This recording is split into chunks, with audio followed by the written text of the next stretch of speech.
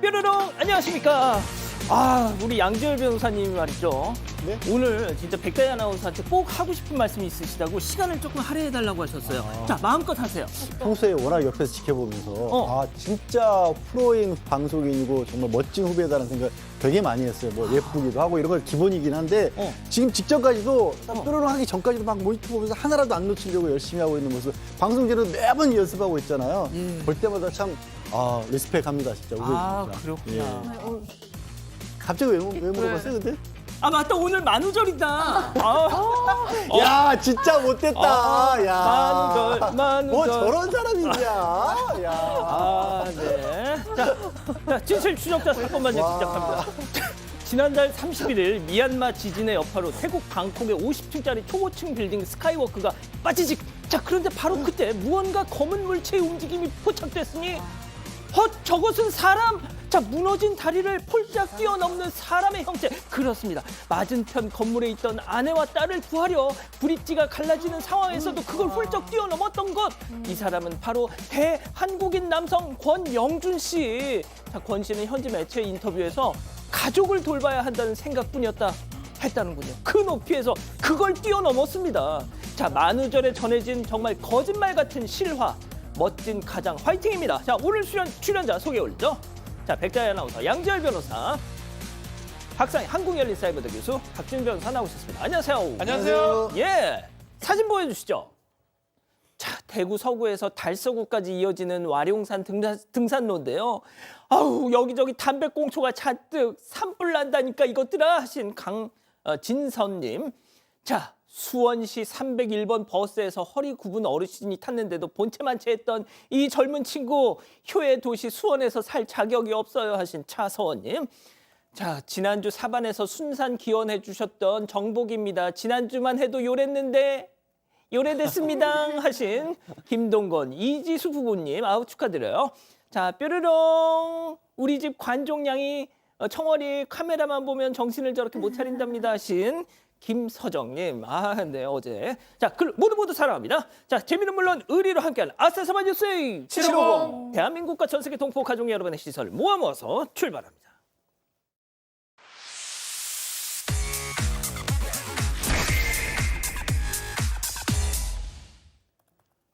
첫 번째 달려보죠. 탈탈 털렸답니다. 자, 사망가족께서 제보해 주신 사건 영상 만나보시죠. 자, 늦은 밤 웬 남성이 주차장 안으로 들어옵니다. 곧장 흰색 차로 가더니 자, 운전석을 열고 지금 차 안으로 들어가요. 차 한참 뭔가 뒤지고 나오더니 가방에 뭘 넣고는 유유히 일단 사라지는 듯 했는데 다시 컴백을 하더니 아까 그 차 다시 가서 운전석 쪽으로 탑니다. 또 부시럭부시럭 뭔가를 뒤지더니 자, 보세요. 갑자기 막 불빛이 번쩍번쩍이는 게 느껴지시나요? 그렇습니다. 아무래도 조명을 킨 것 같죠? 자, 그런데 다시 나와가지고 이번엔 트렁크로 가서는 또 허리를 숙이고 쪼그려 앉고 뭐 별짓 다 하면서 10원 한 장이라도 더 건지려고 열심히 썼지. 자, 끝으로 다시 차문을 열고 싹싹싹싹 확인한 이 남성. 드디어 볼장 다 봤다는 듯 유유히 페이드 아웃을 합니다. 자, 딱 봐도 도둑 같은데 어지간해선 한번 털고 간 차에는 다시는 오지 않거든요, 이거. 네, 모두 제보자의 주장인데요. 제보자는 지난달 21일 김포공항에서 해외로 잠시 출국을 했습니다. 차로 김포공항까지 갔고 주차 대행 서비스를 맡겼다고 하는데요. 그런데 제보자가 외국에 도착을 하고 나서 다음날 새벽 2시쯤에 제보자 카드로 승인 거절 문자를 받았다고 합니다. 그래서 바로 분실 신고와 정지 조치를 했고요. 경찰에 신고하고 23일 입국을 해서 확인해 봤더니 주차 대행 업체 주차장에 주차돼 있던 제보자 차량에서 도난이 벌어졌다고 합니다. 이 범인이 쓰려고 했던 건 그 하이패스 카드였다고 합니다. 범인은 지난 21일 밤에 주차장에서 제보자 차량을 수차례 찾아가서 블랙박스와 차키, 신발, 하이패스 카드 등을 훔쳤습니다. 이 제보자가 도난당한 블랙박스와 차키 피해액만 200만 원 상당이라고 하고요. 또 차량에는 이 범인이 쓰던 모자가 남아 있었다고 합니다. 현재 경찰 수사가 진행되고 있는데 제보자는 차를 이용할 때마다 무섭다, 비슷한 피해가 발생하지 않길 바란다고 전했습니다. 아니 근데 차 문이 왜 열려 있었으며 저 주차장은 뭐 이렇게 무슨 문 같은 것도 없었나요? 그렇죠. 제보자 주장이긴 한데요. 차량 안에 고장난 차키하고 멀쩡한 차키 두 개가 있었다고 합니다. 문이 열려 있는 거 봤을 때는 아마도 헷갈려서 고장난 차 키를 담당자가 이용한 게 아닌가라는 게 제보자의 주장이긴 한데 업체는 그렇게 얘기하지 않습니다. 처음부터 작동 안 되는 차를 맡긴 것이다라고 자신의 잘못은 없다라는 입장입니다. 그렇군요. 알겠습니다. 자, 박 변호사님, 그러면 저 뭐 관리 소홀 뭐 이런 책임 물을 수 없습니까? 책임은 져야 됩니다. 어쨌든 간에 어쨌든 잘 해놨어야 되는데 뭐 과실 상계 같은 가능성은 있지만 어쨌든 일정 부분 책임이 있다고 보는 게 맞는 것 같습니다. 그렇군요. 알겠습니다. 자, 다음 또 이어가죠. 나 건물주인데. 자, 화려한 언변에 사기를 당했다는 사방가족의 제보 영상 만나보시죠. 자, 조용한 PC방인데요. 혼자 청소하는 알바생에게 한 남성이 접근하더니 에이 아가씨 여기 좀 와봐 여기 좀 와봐. 자, 야, 딱 그럽니다. 그래서 이제 내가 말이야 여기 건물주인데 일단 물 좀 주라. 딱 하니까 자, 물까지 딱 저렇게 건네받아. 여기 내가 사장한테 내가 받을 돈이 있어요. 가만히 있자. 010-1234. 그래 나 왔어. 자, 사장과 통화하는가 했던 그 알바생 결국 저 아저씨 얘기를 듣고 자, 결국 어느 쪽으로 오더니 저 밑에서 뭔가를 열고 지폐 한 뭉텅이를 딱 건넵니다. 자, 또 건넸어. 자, 또 건넬 것 같은데 또 건넸어. 자, 양손 가득 받아든 저 남성. 야야야야, 거기 남은 돈까지도 좀 줘야 될 것 같은데 계속 돈을 요구합니다. 하지만 지금 또 왔어요. 또 남은 돈까지 받으려고 하는데 알바생이 마저 저 돈통 여는 방법을 몰라. 그랬더니 됐어. 그럼 하면서 유유히 PC방을 저렇게 떠나갑니다. 자, 저 인간이 진짜 건물주였으면 이 귀한 시간에 이걸 전해드리고 있겠습니까? 네, 그렇죠. 당연히 건물주가 아닙니다. 제보하신 분은 강서구에서 PC방을 운영 중인 사장님이신데요. 지난달 30일 오전에 저렇게 중년 남성이 오더니 저 아르바이트생한테 내가 이 건물 건물주인데 사장하고는 다 얘기가 됐다 이러면서 전화번호가 뭐죠? 뭐 이러면서 다시 전화번호를 달라 그러더니 막 통화를 하는 척 하더래요. 그러면서 돈을 이제 주면 된다고 얘기 끝난 거니까 그러니까 저 아르바이트생이 굉장히 좀 어렸다고 합니다. 그러니까 믿고 준 거예요. 현금을 줬는데 100만 원 정도를 줬다고 합니다. 그러니까 거기 저기 그 선불 결제 저 기기에 있는 돈도 좀 꺼내달라고 막 이렇게 얘기를 했는데 다행히 그 아르바이트생이 그 기기를 여는 방법을 몰랐대요. 그거를 못 줬으니까 다행이지 그 기계까지 열었으면 500만 원은 털렸을 거라고 하십니다. 자, 양 변호사님, 저 여유, 저 뻔뻔함 딱 봐도 프로 같습니다. 여러 번 해본 솜씨가 아니면 저렇게 못하겠죠. 가진 커서라도 그렇고 작아서라도 그렇고 경찰이 아닌 게 아니라 이미 여러 번 비슷한 피해가 접수가 돼 있다라고 하고요. 이미 남성의 행방을 찾고 있었던 중이라고 합니다. 지금 보신 영상이 가장 최근에 있었던 피해라고 하고요. 저기 뭐 PC방만 그렇겠습니까? 저도 보면서 야, 이거 좀 사회 경험이 부족한 그런 아르바이트생들이 일하는 데는 저기 다 대상이 될 수 있겠구나 하는 걱정도 되고 해서 이 부분 빨리 좀 검거를 해야 될 것 같은데 PC방뿐만 아니라 다른 업종에서도 이런 일을 저지르고 있을 것이 뻔해 보입니다. 그러니까요. 좋습니다. 다음 이어가죠. 북한산 흡연, 북한산. 자, 충격적인 제보 영상 만나보시죠. 자, 이곳은 북한산 정상입니다. 외국인들이 옹기종기 모여 앉아 있는데요. 자, 보세요. 하얀 막대가 삐죽 무려 연초 같습니다. 하하, 자, 연기를 후 뿜으면서 그 모습을 또 촬영까지 하고 있어요. 자, 심지어 훌훌 바닥에 재까지 털고 있는데요. 박 변호사님, 한 가지 부탁드립니다. 제발 저 사람들 러시아 사람들이라고는 하지 말아주세요. 완전 러시아 사람입니다. 정말 말도 못하게 러시아 사람이거든요. 이 사람들이 원래 제보자가 봤을 때 벌써부터 러시아 사람들이 앞으로 북한산 올라가는 모습도 있었다고 하고요. 담배 피는 얘기도 있어서 담배 피지 마라 경고를 했어요. 그 이유는 일전에 산에서 산불이 크게 났지 않습니까? 그런데도 오케이 이렇게 얘기하면서 담배를 계속 폈다고 하고요. 담배 핀 다음에 웃으면서 흡연하다가 꽁초를 버리는 모습까지 있었다고 합니다. 허허. 절대 그러면 안 된다. 불난다. 산불. 이건 제 얘기입니다. 그렇게 얘기를 했는데도 불구하고 꽁초를 버리는 모습도 있었고 이 사람들은 아마 이들 러시아인으로 추정된다 얘기를 했었고요. 너무 걱정이 돼서 관련 기관에 얘기를 했다고 합니다. 외국인들이 와서 이렇게 산불 낼 수도 있는데 담배 피면 어떡하냐 입산해서 라고 얘기하니까 담당자는 외국인은 흡연해도 처벌 못합니다 라고 얘기를 했다고 해요. 네? 아닙니다. 산림보호법 위반이 될 여지가 있고요. 우리나라에서 일어나는 모든 외국인이든 한국인이든 범죄 다 처벌 가능합니다. 그 얘기는 아마 잘못된 얘기가 아닌가. 러시아이든 뭐 중국인이든 미국인이든 어느 나라 사람이든 법을 위반하면 우리나라에서 위반하면 그럼요. 있습니다. 그럼요. 좋습니다. 마지막 사연으로 가볼게요. 딸보다 사위. 자, 집단 지성의 판단을 받아보고 싶으시다면서 제보해 주신 사연 함께 들어보시죠.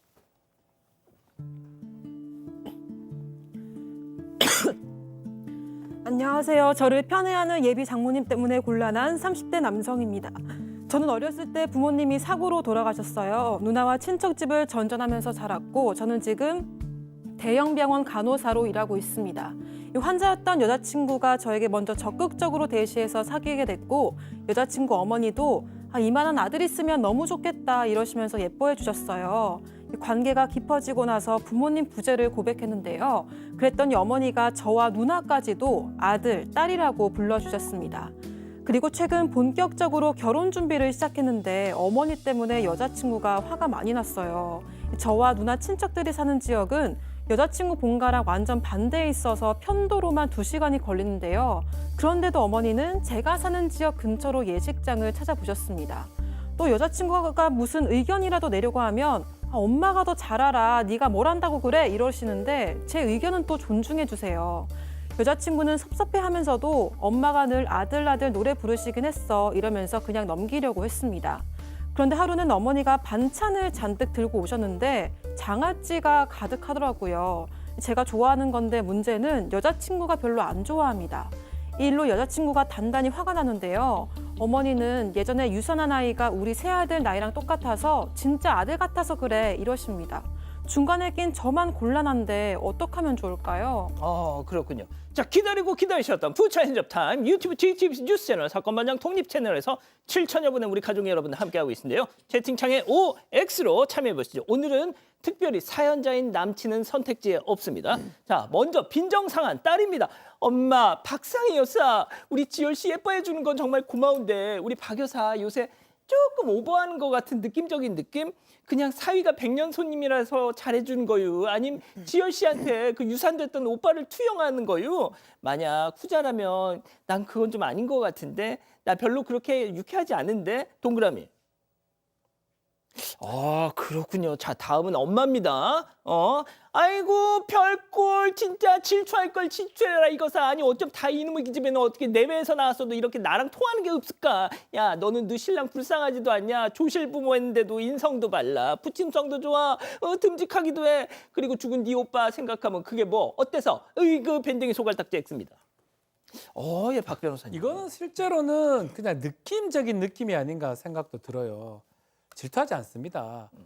장모가 될 사람이잖아요. 엄마가 우리 남편을 이렇게 좋아하고 자기보다 그거 싫어할 딸이 사실 어디에 있겠습니까? 반대 행동을 한번 당해봐야 알아요. 반대로 막 무시하고 이러면 그게 너무 고통스럽지. 사실은 저는 이 이제 사연자가 남자분인데 느낌적인 느낌 부럽네요. 그렇군요. 교수님. 네, 저는 이제 뭐 사위로도 너무 좋고 사실 내 잃었던 아들을 만난 것 같은 기쁨도 있으실 것 같은데 그게 이 결혼 생활에 조금도 해가 되지 않을 거고 도리어 잘만 관리한다면 더 행복할 수도 있어요. 왜냐하면 우리 엄마가 내 남편을 너무 예뻐하는 상황인 거잖아요. 그러나 이제 본질은 사위와 장모이다라는 것을 좀 지킬 필요는 있어 보이고요. 그래도 걱정하시거나 뭐 막 중간에서 갈등할 그런 일은 아니다. 결혼을 앞두고 있으니까 행복하시기만 하면 될 것 같아요. 네. 실제로 이렇게 따님들이 딸들이 사위와 장모 사이를 이렇게 막 질투심들을 느끼는 경우도 있어요. 뭐 며느리도 그렇고 장모, 뭐 사위 이런 너무 예뻐해 주셔가지고 좋기는 하지만 나를 무시하는 것 같다. 지금도 보면은 이 따님이 반찬을 가져왔는데 내가 좋아하는 반찬도 가져오고 사위가 좋아하는 반찬도 가져오면 좋은데 예전에는 내가 좋아하는 것만 가져왔는데 이번엔 사위가 좋아하는 것만 그러니까 내가 등한시되는 것 같다. 그럼 서운할 수는 있고 좀 삐질 수는 있는데 그래도 뭐 그렇다고 진짜 뭐 속상해하고 화나고 분노하고 이런 경우는 저는 많이 못 본 것 같아요. 그렇군요, 양 변호사님. 저는 이거 사연을 굉장히 자랑하시는 것 같은데요. 진짜. 이게 뭐가 문제가 물론 지금 이제 잠깐 그렇게 좀 개인적으로 화가 날 수도 있지만 보통 우리 결혼 앞두고 걱정하는 게 크게는 두 가지. 첫째, 고부 갈등. 안타까운 일이지만 이 시어머님 되실 분이 일찍 돌아가신 바람에 고부 갈등 여지가 아예 없습니다. 그리고 요즘 고부 갈등 못지않게 심한 게 갈등이 심해지면 장사 갈등이라고 하는데 장서 갈등은커녕 지금 장모님이 사위 될 사람을 너무 좋아하고 있잖아요. 네, 행복하세요.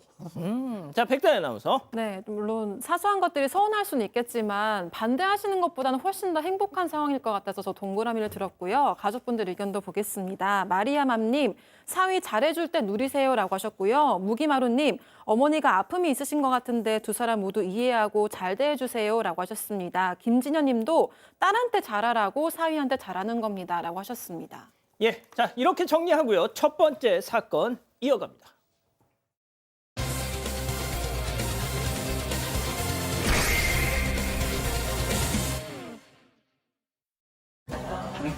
진짜야? 진짜 찍고 거야? 지금 들어와 빨리. 하는 거가 이제 어색하게. 행복해 보이는 두 사람, 동네 소꿉친구로 오래 알고 지내다가 연인으로 발전했고 작년에는 혼인신고까지 하면서 부부의 연을 맺게 됐습니다. 그런데 지난 1월 싸늘한 시신으로 발견된 아내. 그날 이후 상상도 하지 못했던 비밀이 드러났다고 하는데요. 대체 그동안 아내에게 무슨 일이 있었던 걸까요? 자, 이번 사건 좀 주목 좀 해주십시오. 앞서 보신 그 영상에서 이 남편분이 저희한테 주신 제보입니다. 아내와 지난해 혼인신고를 했고 올해 결혼식을 올리려고 했는데 갑자기 아내분이 돌아가셨습니다. 네, 두 사람은 중학교 동창이었어요. 친구로 지내다가 이제 성인이 되고 나서 연인이 된 경우인데요. 너무 서로 좋아해서 혼인신고는 이미 작년에 마쳤습니다. 올해 1월쯤에도 이제 결혼하자라고 약속을 하고 있었는데 갑자기 아내가 사망을 하게 되었어요. 남편은 그때 이제 아는 동생이 전역을 해가지고 1박 2일로 여행 중이었는데 아내하고 계속 통화도 하고 굉장히 즐겁게 연락을 주고받았는데 집에 오니까 아내가 쓰러져 있었고 결국에는 이제 사망을 했습니다. 어머니께서도 저번 설 연휴에 엄마 보고 싶어라고 얘기하면서 친정집에 같이 둘이 왔는데 남편이 아내에 이렇게 뭐 밥을 먹을 때 고기도 얹어주고 이래서 너무 좋았는데 그 모습이 마지막이었다라고 슬퍼하셨고요. 이렇게 될 거라고는 정말 어머니도 남편도 조금도 상상하지도 못했던 일이었습니다. 정말 착하디 착한 내 딸이, 착하디 착한 내 아내가 도대체 왜 죽은 건지 아무도 몰랐습니다. 자, 그런데 뜻밖에도 장례식장에 찾아온 이 고인의 친구들한테서 충격적인 얘기를 듣게 됩니다. 맞습니다. 충격적인 얘기는 성폭행 얘기인데요. 2022년도에 이 아내가 아주 이미 고등학교 때부터 알고 있던 남자 2명한테 성폭행을 당했다라고 얘기를 해가지고 고소를 했는데 그 2명이 증거 불충분으로 혐의 없음, 불기소 결정을 받았다는 얘기를 들었습니다. 근데 이제 이게 문제가 더 큰 문제가 있습니다. 뭐냐 하면 지난해 9월 달에 그러니까 혼인신고가 한 2달 정도 지났을 때 이 가해자 중에 한 명이 너를 꽃뱀으로 엮고서 할 것이다. 협박을 했다라고 합니다. 그래서 이제 고인 입장에서는 이 사실을 친구들한테 알렸다고 또 상의를 했다고 하고 친정 어머니한테 좀 물어보니까 2022년도에 성폭행 사실은 들어서 알고 있었는데 딸이 잘 해결됐다고 해가지고 그런 줄로만 알고 그 이후 상황에 대해서는 잘 몰랐다고 합니다. 자, 딸의 아내의 갑작스러운 죽음도 받아들이기가 힘들었는데 이 아내의 친구들이 전해준 내용, 협박을 당하고 있었다는 이 내용 너무 충격적이었다는 거죠. 자, 이렇게 남편이 아내의 고통에 대해서 전혀 알 수가 없었던 이유 또 있었습니다. 체크포인트 짚어보죠. 남편은 몰라야 돼. 자, 남편분께서는 도대체 그동안 아내한테 무슨 일이 있었는지 알아야겠다 싶어서 휴대전화를 들여다보셨대요. 자, 그랬더니 아내가 직접 촬영한 영상 하나가 나왔다는 겁니다. 그 내용 직접 보시죠. 걔가 나한테 협박을 했거든. 근데 나를 꽃뱀으로 고소한대. 말도 안 되는 일인 건 알아. 억울해. 내가 잘못한 거 아니라고 해주고. 남편은 몰라야 되는데. 여보. 혼인 무효소송하고 세상 살아. 자, 어떻게 보면 지금 저 영상이 사실상 어떤 유언처럼 남기고 간 그냥 영상입니다. 네, 2022년 4월 7일 밤 11시쯤 당시 아내는 친구를 만나러 한 술집에 갔다가 이후 노래방으로 자리를 옮겼습니다. 이때 함께 있던 일행 중 남성 2명은 고등학교 때부터 알고 지내왔던 친구였는데요. 여자 둘, 남자 둘이서 노래방에서 놀던 중에 친구 한 명이 잠깐 자리를 비웠다가 집에 갔습니다. 그런데도 남자 2명은 그 친구 곧 올 거다. 근처 모텔 가서 술 더 마시자. 이렇게 거짓말로 아내를 모텔로 데리고 갔습니다. 아내는 이미 만취한 상태였고 정신이 들었을 때는 모텔 아니었는데요. 집에 가려고 했지만 오랜만에 만났는데 왜 벌써 가냐. 놀다 가라고 붙잡았다고 합니다. 그런데 그 이후 두 남성이 차례대로 아내를 성폭행했습니다. 그중 두 번째 남성은 아내가 울면서 친구라고 생각했는데 너무하다며 몸부림치니까 성폭행을 멈췄다고 하고요. 이후 아내는 집에 돌아가고 나서 바로 경찰에 신고했고 여청과 조사도 받았습니다. 자, 고등학교 때부터 알고 지낸 친구들이라 믿었는데 눈을 떠봤더니 모텔이었다. 그야말로 어떻게 보면 믿었던 친구들한테 배신을 당한 건데, 자, 경찰에 바로 신고도 했고 피해자 조사도 받았는데, 자, 그렇다면 그 가해자 친구 2명 어떻게 됐습니까? 일단 결론을 말씀드리기 전에 그 이후에 경과가 좀 있습니다. 그렇게 조사를 받은 날 그 가해 중에 한 사람의 어머니가 연락을 해서 무릎 꿇고 빌면서 정말 잘못했다면서 용서해달라고 그렇게 요구를 했다라고 합니다. 사실 아까 고등학교 때부터 알던 사이였다고 했지 않습니까? 그렇게 알지 오래되기도 했고 또 이걸 오래 끌어서 하는 것 자체가 너무나 힘든 일이었기 때문에 2명으로부터 각각 1,500만 원씩을 받고 합의서를 써줬다라는 겁니다. 그런데 성범죄가 더 이상 이제 합의서를 썼다고 해서 처벌받지 않는 건 아니거든요. 그렇죠. 별도로 이제 그거 양형에 고려할지언정 이거 처벌 대상이 되는 건 여전한데 지금 보시는 것처럼 검찰에서 아예 기소를 하지 않았습니다. 이게 저도 그 불기소 결정문을 좀 읽어봤는데요. 이해가 잘 안 가요. 화면에 나가는 것만 보셔도 동의 없는 성관계로 보이는데 폭행이나 협박 증거가 없기 때문에 그래서 술 취해서 기억이 명확하지 않다라는 이유로 그냥 불기소를 했거든요. 일단 동의 없는 성관계라는 게 명확하기도 하고 경찰에서 조사를 받았으면서 했던 그 피해자의 얘기들을 보면 그러니까 이 성폭행이 별도로 폭행이나 협박을 한 뒤에 이 성관계를 가져서 성폭행이 되는 게 아니라 성관계 자체가 이 협박이라든가 아니면 위력을 사용해서 힘으로 이렇게 어떤 강제로 관계를 가진 거면 그 자체가 폭행이 된다. 폭행인 동시에 이 성범죄다라는 게 우리 확립된 판례예요. 그런데 저는 제가 개인적으로 물론 기록을 다 보진 않았습니다만 불기소 결정만 봐서는 납득하기가 좀 어려운 그런 결정이었습니다. 자, 이 성폭행 사건이 있었던 건 2022년 4월 그리고 2023년 7월 혐의 없음으로 불기소 결정이 내려지고요. 지난해 9월이었습니다. 가해 남성 중 한 명이 뜬금없이 피해자에게 이 고인에게 메시지를 보내면서 협박을 해왔다는 겁니다. 친구에게만 조심스럽게 털어놨던 그 내용, 친구분의 얘기로 한번 직접 들어보시죠. 한 2년 뒤에 갑자기 연락이 와서 나 지금까지 엮고서 준비했다. 네. 이러면서 일 크게 만들고 싶지 않으면은 천천히 돈을 줘라 자기한테 이렇게 네. 얘기가 나온 거예요. 걔가 막 자기는 돈이 많아서 엮고서를 하면 벌금만 해도 얼마나 나오는지 아냐 이러면서 협박을 한 거거든요. 그래서 제가 너 그거 보내지 마라. 네가 피해자인데 그 돈을 왜 보내냐. 절대 보내지 말라고. 걔가 막 뭐라고 하던 그냥 돈 보내지 마요. 걔 빼라고. 네. 솔직히 맞잖아요. 피해자인데 돈을 왜 줘요 얘가. 또 어떻게 이게 꽃뱀이라고. 그것도 2명한테 당했는데 어떻게 그 2명. 자, 혼인신고한 지 2달밖에 안 됐고 가장 행복해야 할 시기에 꽃뱀이라는 이런 얘기까지 들으면서 역고소를 해버리겠다 이런 협박을 받았다는 거죠. 네, 그렇습니다. 아내 휴대전화에 그 협박의 내용이 고스란히 있었어요. 이 가해자는 역고소를 고소 중이다 이렇게 얘기를 하면서 너 살고 싶으면 돈을 보내라. 한 달에 100만 원씩 갚아라 라고 얘기를 했어요. 굉장히 좀 그 협박이 무서웠습니다. 무서웠던 것 같습니다. 이 피해자 아내는 아르바이트를 하면서 200만 원을 벌고 있었는데 그중에 이제 100만 원씩을 보냈어요. 그래서 350만 원을 보냈어요. 그런데 뭐 끝나지 않고 계속 보내라고 얘기하면서 또 한 명의 가해자 있잖아요. 그 가해자 이름까지 언급하면서 일단 걔하고 나하고 둘 다 네가 돈을 갚고 그다음 시작해라. 너는 벌금이든지 집이든지 나올 거다. 나는 판사 출신 변호사를 써서 무혐의가 나왔던 건데 뭐 네가 못하겠으면 조만간 법정에서 보자 막 이렇게 얘기를 했어요.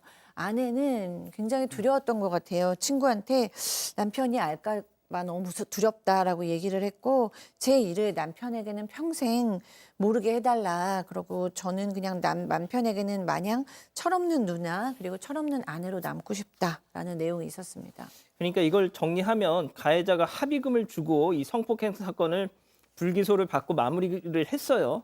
자, 그런데 이렇게 되니까 가해자가 갑자기 마음이 바뀌었는지 야, 이거는 네가 무고를 해서 벌어진 일이다. 너 네 남편한테 알리기 전에 내가 너한테 줬던 합의금 다시 토해내. 뭐 이랬다는 거죠. 그런 상황으로 지금 이제 남편은 주장을 하고 있는 것이고요. 사실 그냥 상황 자체가 잘 이해가 안 가는 부분이 만약에 정말로 무고였고 그렇게 어떤 변호사를 잘 써서 자기가 불기소 처분을 받을 정도의 상황이었다면 애초에 합의서라는 걸 왜 작성을 했는지부터가 좀 이해가 안 가는 그런 상황인데 지금 남편은 얼마나 청천벽력 같은 일을 겪은 겁니까? 그리고 무엇보다도 아내가 너무 미안하고 딱하고 이런 상황 아니겠습니까? 그래서 지금 남편이 이 사망한 아내를 대신해서 이 강간에 대해 치상에다가 이제 공갈하고 공갈 미수까지 다 다시 고소를 했다라는 겁니다. 세상을 떠난 아내가 불과 20살이었다라는 거예요. 그러면 사실 사회 경험이지만 법적인 제도 이런 거를 잘 몰랐을 가능성이 좀 있지 않습니까? 그리고 저런 식의 어떻게 보면 협박이 들어왔을 때 잘잘못을 따지기 전에 저걸 견뎌낼 수 있는 그런 상태가 아니었을 가능성도 저는 있어 보이거든요.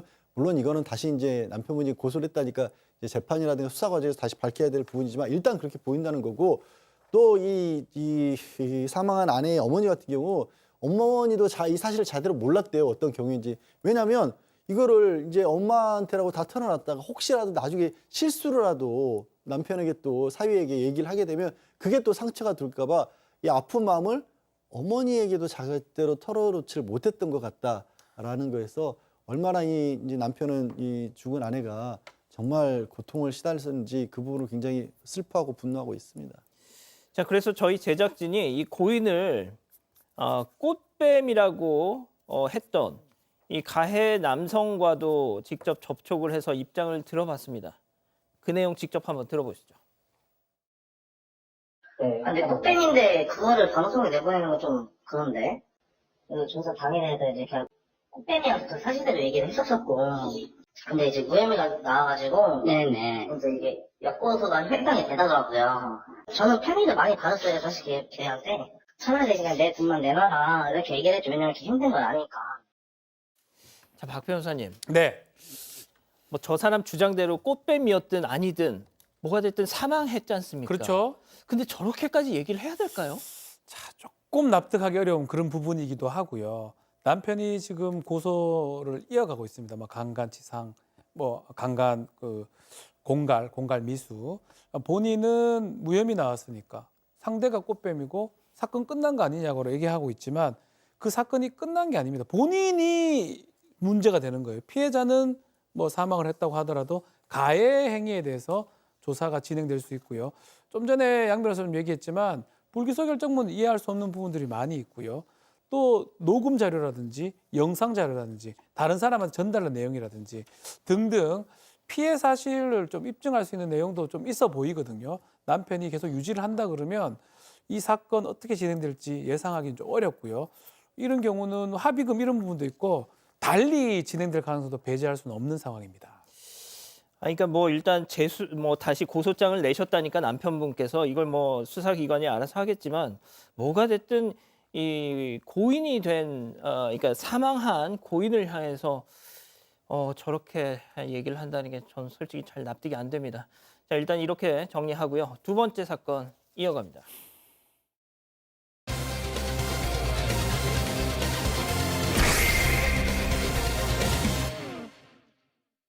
오토바이를 타고 교차로를 지나가다가 사고를 당했다는 제보가 들어왔습니다.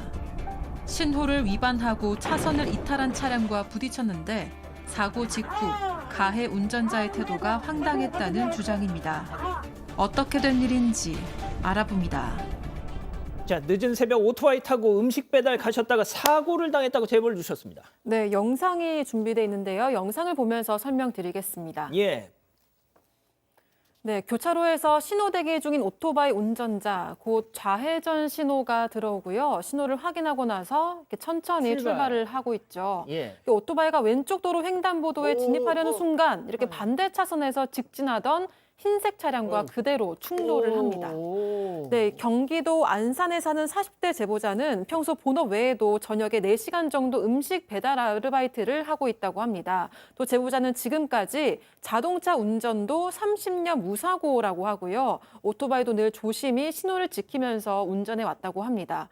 그런데 지난 3월 27일 새벽에 평소처럼 음식 배달을 가려다가 보신 것처럼 교차로에서 좌회전을 하다가 사고를 당하게 되는데요. 해당 교차로는 직진과 좌회전 신호를 동시에 받는 곳이라고 합니다. 그래서 신호를 확인하고 2초 정도 기다렸다가 천천히 좌회전을 했는데 반대편 차선에서 보신 것처럼 빠르게 직진하던 차와 그대로 부딪히게 된 건데요. 제보자는 차가 다가오는 게 보였지만 반대편 차선은 직진 신호가 아니기 때문에 당연히 우회전을 할 거라고 생각을 했다고 합니다. 또 가해 차량이 빠르게 달려와서 도저히 바로 피할 수가 없었다고 전했습니다. 자, 사고 직후 가해 운전자 태도가 정말 황당했다는 겁니다. 체크포인트 짚어보죠. 아니, 탈 수 있어. 자, 이게 뭔 얘기인지 직접 들어보시죠.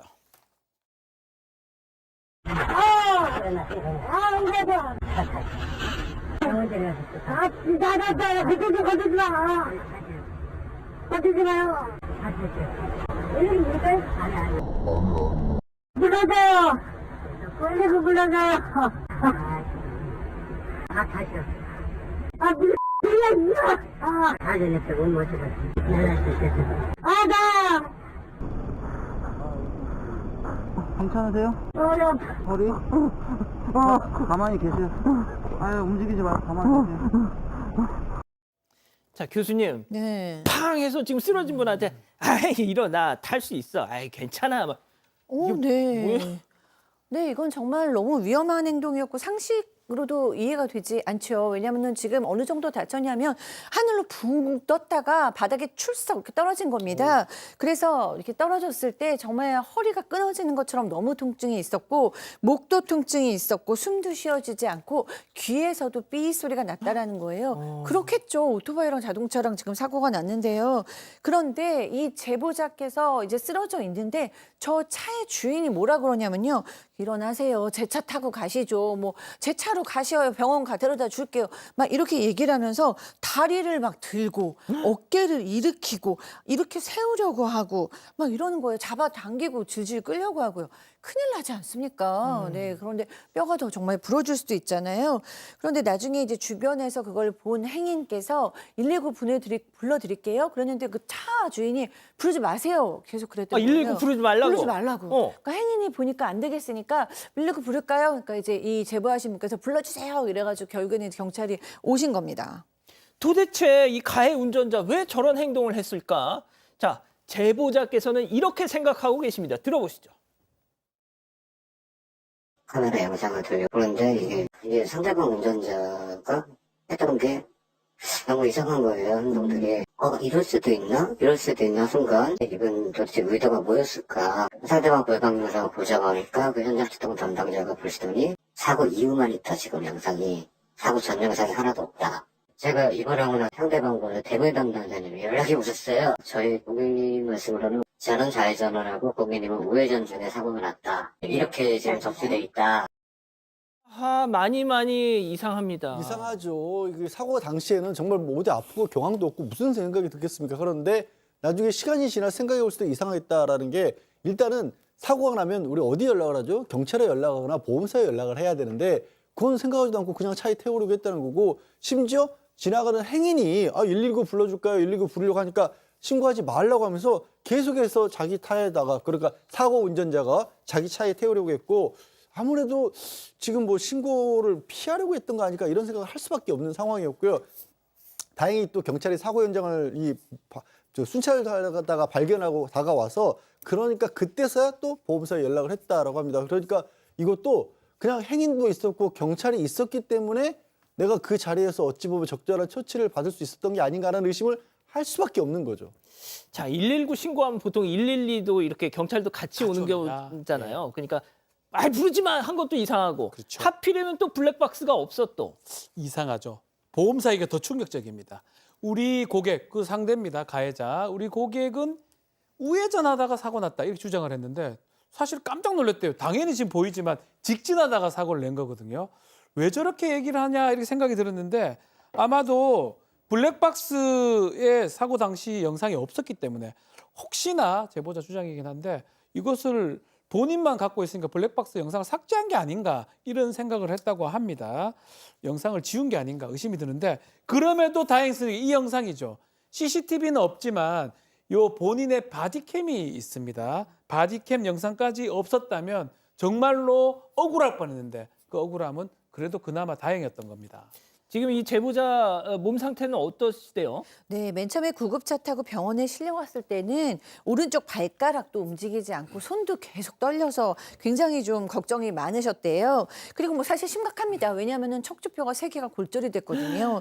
근데 그나마 다행인 거는 척추가 부러진 게 아니고 척추뼈에서 이제 양쪽으로 뻗어나온 뼈가 부러져서 신경마비 증상은 없다고 해요. 그래도 전치 6주입니다. 굉장히 심각하죠. 그리고 사고를 일을 지금 못하고 계시기 때문에 생업에도 지장이 큰 상태입니다.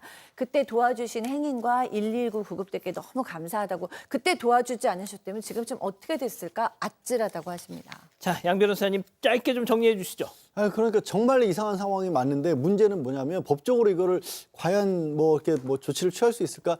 정말 다행히도 경찰이 발견하고 또 행인이 119에 신고를 해서 이분은 무사했는데 안 그랬다라면 어쩔까 싶은데 안 그랬다면 증명할 길이 없잖아요. 맞아요. 도망을 간 건 아니기 때문에. 그래서 이 부분을 추가적으로 법적인 어떤 조치를 취하기 조금 어렵지 않을까 싶습니다. 예. 아, 그렇군요. 알겠습니다. 자, 두 번째 사건 정리하고요. 별별 상담소 이어갑니다.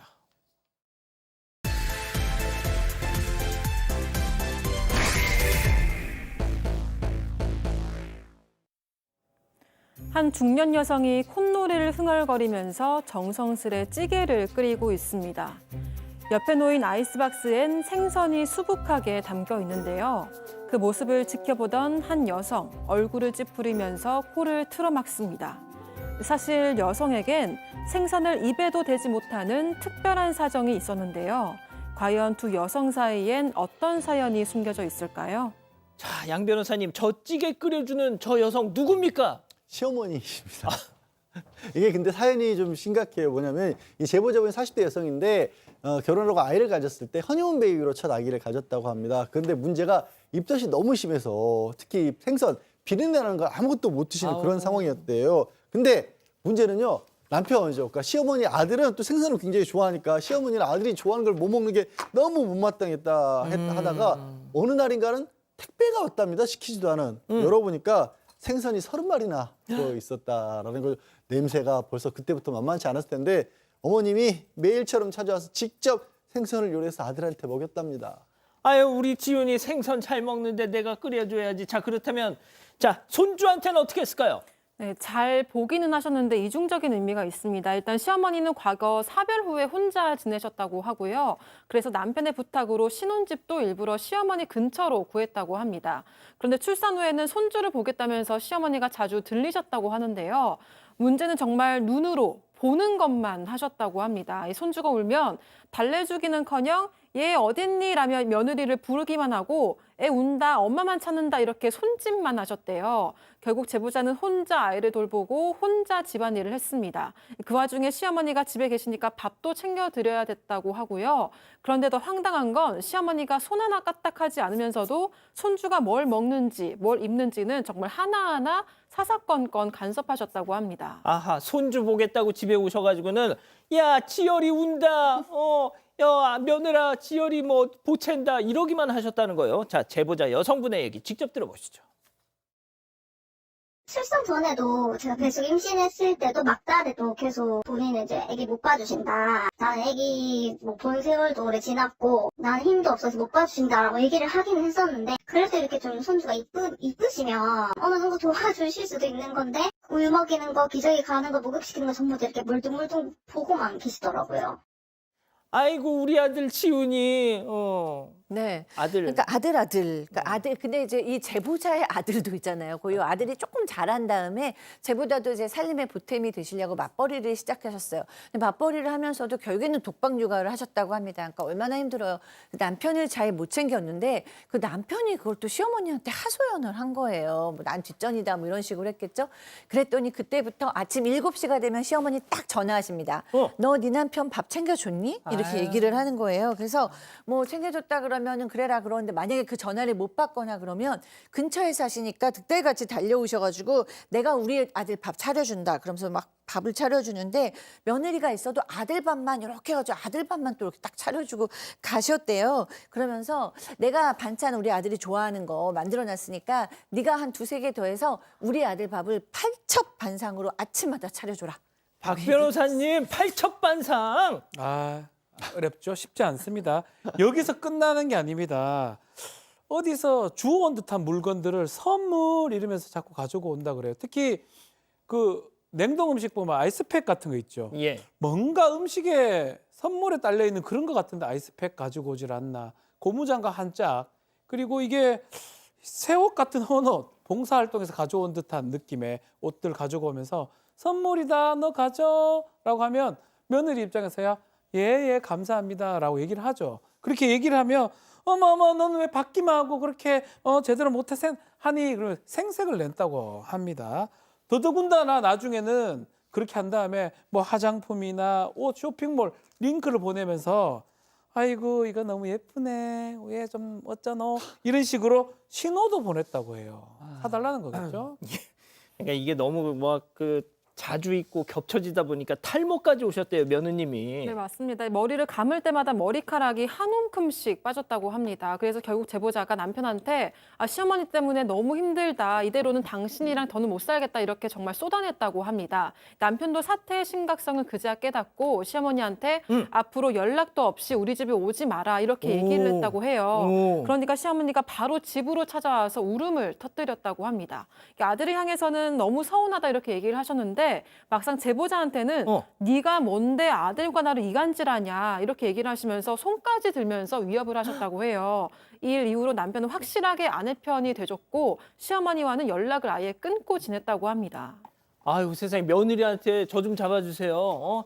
이렇게 그냥 확 하면서 네가 뭔데 우리 지훈이랑 내 사이를 이간질하냐 XX 막. 그러니까 오죽했으면 남편이 1년가량 그렇게 연락을 끊었겠습니까? 자신의 어머니하고도. 근데 문제는 그게 좀 최근 들어서 다른 일이 벌어지고 있어요. 어머니가 또 장문의 카톡을 아들에게, 남편에게 보냈다고 합니다. 그 안에서 너 없이 보내니까 하루하루가 지옥 같다라고 하면서 어린 시절 찍은 사진, 함께 추억이 담긴 사진 이런 것들 줄줄이 보내니까 또 아들이, 남편이 마음이 약해져서 또 눈물의 상봉을 했다라는 거예요. 좋아요. 밖에서 만난 건 좋은데 그다음부터는 이제 쿡쿡쿡쿡 아들을 근데 어머니가 너 많이 보고 싶어 하신다. 손주도 좀 보여드리고 싶다라고 그렇게 찌르기 시작하더니 좀 전에 학시 그거 요즘에 이제 제주도 배경 드라마 거기서 나온 거 흉내내신 거죠? 아닌가? 그런 게 있어요? 네, 저 그런 게 아직 못 있습니다. 봤어요, 그거. 학시라고. 네. 근데 나못 문제는 그 드라마를 보면서 엄마가 생각난다고, 우리 엄마도 나 어렸을 때 생선 팔았는데 이런 얘기를 하면서 이제 살살살살 아내를 자극을 한다 그런 거예요. 그렇지 힘들어진 거죠, 아내분 입장에서도. 폭삭 그거. 자, 그럼 여기서 오늘의 궁금증 짚어보죠. 자, 시어머니와 연락 끊고 지낸 평화의 1년, 남편 말대로 다시 연락을 해야 할까요? 박 변호사님. 참 근데 이게 쉽게 끊을 수 없는 게 또 부자지간, 또 모자지간 뭐 이렇게 아니겠습니까? 그래서 저는 어쨌든 한다고 하면 그걸 뭐 어떻게 막을 수는 없는 거고 최소한 연락하는 방식으로 그나마 아예 연락 끊는 건 좀 어렵지 않나 그 생각을 좀 해봅니다. 어느 정도 소통을 해야 되는지 않나 그렇게 생각을 해봅니다. 자, 교수님, 저도 이걸 이게 그래도 남편분이 완전 그냥 바보는 아닌 것 같아요. 네. 일단 남편분이 아내가 억울하게 당했을 때는 아내 편을 확실히 들어주는 걸 보면 남편이 무조건적으로 어머니 이렇게 하시는 분은 아니니까 일단은 위로는 좀 되실 것 같고요. 남편이랑 어머니랑 연락을 안 하고 천륜을 끊을 수는 없을 것 같아요. 네. 남편도 너무 어머니 그리워하고 홀어머니이기 때문에 마음 아파해서요. 그런데 이제 그럼 며느리는 연락을 해야 되느냐? 요거는 간단한 문제 같진 않아요. 시어머니도 조금 변화하실 생각 생각이 있어야 근본적인 문제가 해결이 돼야 노력을 하는 며느리도 이게 좀 제대로 갈 수 있지. 어머니는 변함이 없는데 며느리만 이렇게 노력을 하면 결국에는 더 큰 싸움이 될 수도 있거든요. 그래서 어머니도 같이 노력하실 상황인 것 같으면 화해를 도모해 보여주면 좋지만 그게 아닌 것 같다. 그럼 일단 남편만 먼저 좀 어머니를 잘 모시는 걸로 해보시면 어떨까 싶습니다. 양 변호사님의 처방은요? 맞아요. 남편하고 어머님 먼저 만날 수 있도록 하고 손주 보고 싶다고 하면 이제 1년 지나서 손주도 많이 컸을 거 아니에요. 남편이 데려가서 어머니 집에서 상봉하는 걸로. 일단 그 제보자분이 사연자분이 있는 사실 그 집에는 아직은 좀 이른 것 같습니다. 거기까지 어머님 받아들이기에는. 그렇군요. 네, 가족분들 의견도 볼게요. 장민님, 선은 정하시고 연락하세요라고 하셨고요. OYS님, 아들하고만 연락하고 지내게 하세요라고 하셨습니다. 아, 정말 어려운 숙제입니다. 별별 상담소 이렇게 정리하고요. 글로벌 픽 이어갑니다.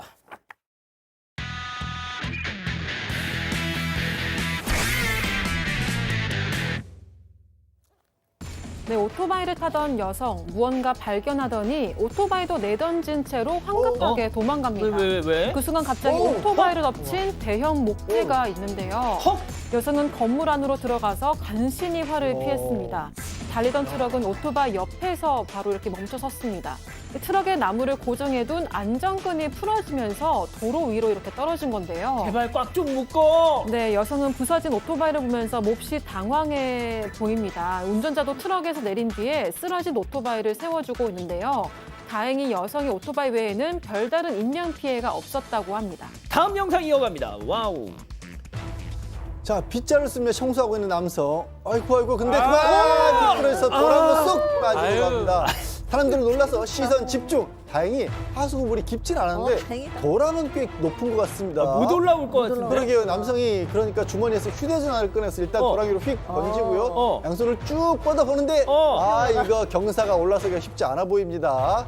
자, 지켜보는 행인들에게 남성이 도움을 요청하고 있는데요. 때마침 그를 도와주는 사람들이 있습니다. 왔어. 남성의 팔을 붙들고 영차.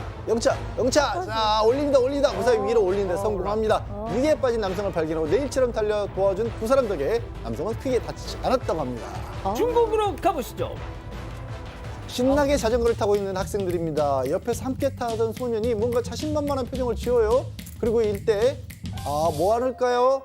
앞바퀴를 듭니다.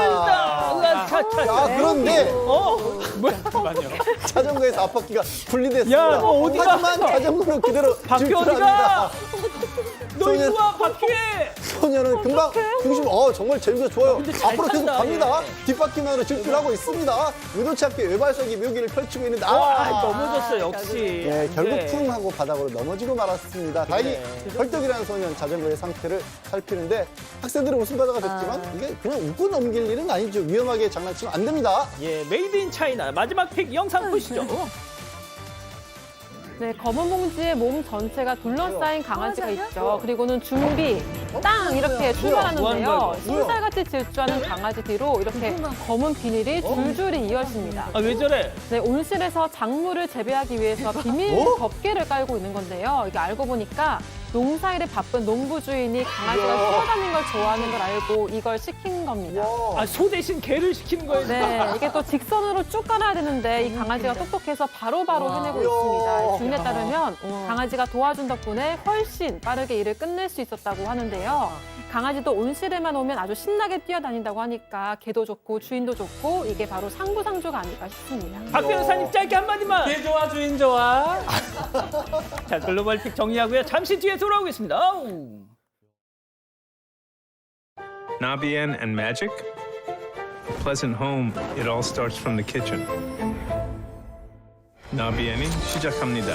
기술과 매직으로. 나비엔 매직. 잘 만났죠? 여기도 콘드로이친, 저기도 콘드로이친. 비슷비슷한 이름들에게 따라할 수 있는 건 비슷한 이름. 딱 거기까지. 다양한 국가에서 연구된 관절 연골 건강지표 개선 확인. 이 정도는 담아야 이름값 하는 콘드로이친. 관절엔 콘드로이친 1200. A great night's sleep, night after night after night. That is the difference. The difference is temper. 여드름이 옥터. 여드름 흉터 더 짙어지기 전에 빠를수록 바를수록 약으로 노스카나로 3중 복합 성분이 흉터를 깨끗하게 빠를수록 바를수록 노스카나.